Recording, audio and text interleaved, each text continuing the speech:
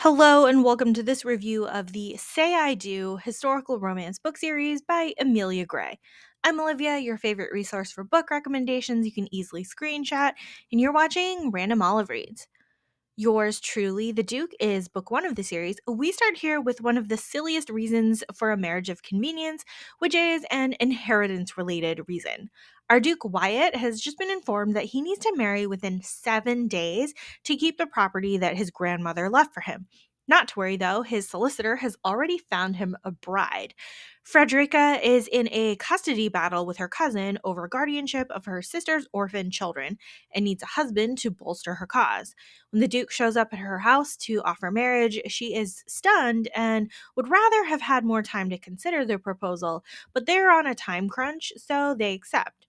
Along the way, we find that Frederica is a strict caregiver and expecting proper behavior from the children, but mostly so she doesn't get the kids taken away from her. And Wyatt is the one who wants to see the kids act like kids. These two are constantly bickering from their opposing views on child rearing, plus the misinterpreting each other's words anytime they're speaking. It was a fun book to read and a great setup to the series. Sincerely the Duke is book two of the series. Rick is a duke who suffers from both secret debilitating fevers and a meddlesome mother.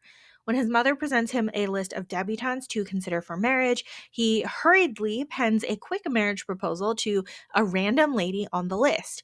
A few days later, a lady shows up at his doorstep inquiring about the veracity of the proposal. And being the upstanding, honorable guy that he is, he decides to follow through with it. Edwina is a take charge, outspoken sort of lady who has made her father a deathbed promise to see herself and her sisters wed this season, even though they've been hidden away in the country. Turns out triplets are thought to be bad luck, so they've tried to hide the fact that they're triplets, even though they look exactly alike. She's glad to be engaged to the Duke, but insists that he help her sisters find husbands as well. We get a lot more chaotic when the sisters show up in town and are highly resistant to marriage, and find that Rick's mother is very superstitious. I like seeing Rick become protective of his new wife and family, and also see him appreciate Edwina's unique personality. Love the Duke is book three of the series. Hurst is the last of his Duke friends to be unmarried, and he plans to take his wife Hunt seriously soon.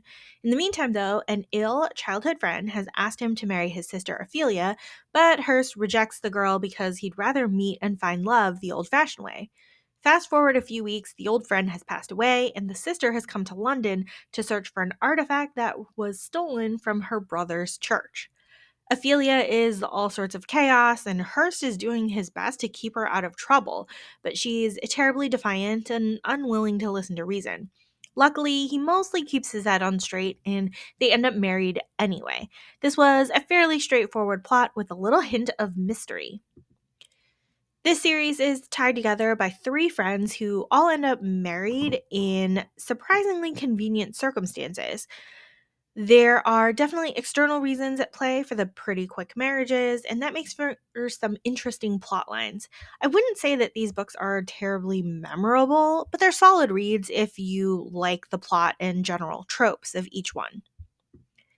Thank you so much for watching this video. Hopefully you found a book or three to add to your TBR. Links to all of these books are in the description box. Like and subscribe to get updates, and you can follow me on Instagram at randomolive.